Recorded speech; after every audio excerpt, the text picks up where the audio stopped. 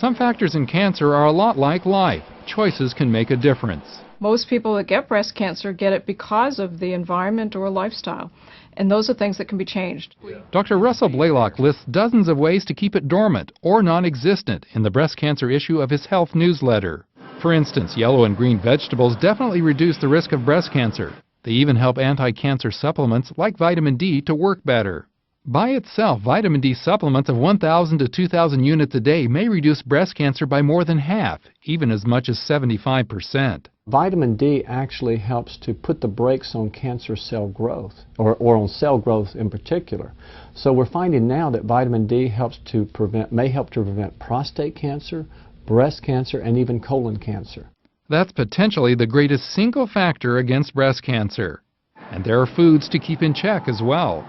Limit sugar, alcohol, meats cooked at high temperature, most cooking oils besides olive oil, and common flavor enhancers known as MSG or glutamate. The total picture is that if you're consuming a diet with glutamate in it, particularly high levels, you're making your cancer grow very rapidly.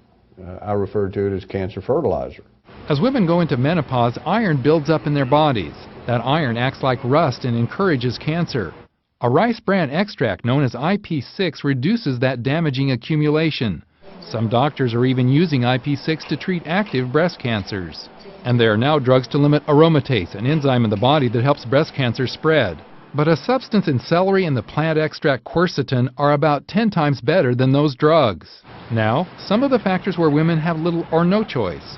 For example, genetic mutations passed from generation to generation can increase the risk of breast cancer.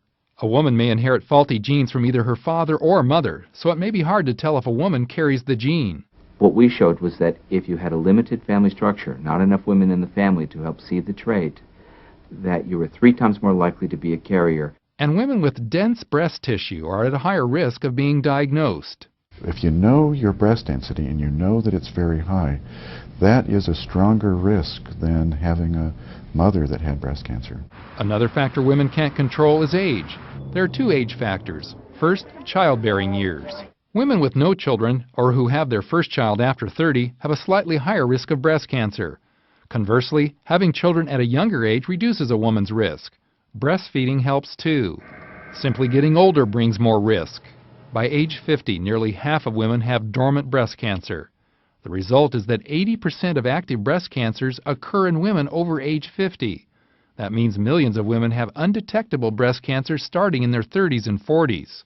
No matter what your risk factors are, doctors strongly encourage women to get annual mammograms. Women who undergo annual screening with mammography have up to 60% less likelihood of dying of breast cancer than those who do not get screened.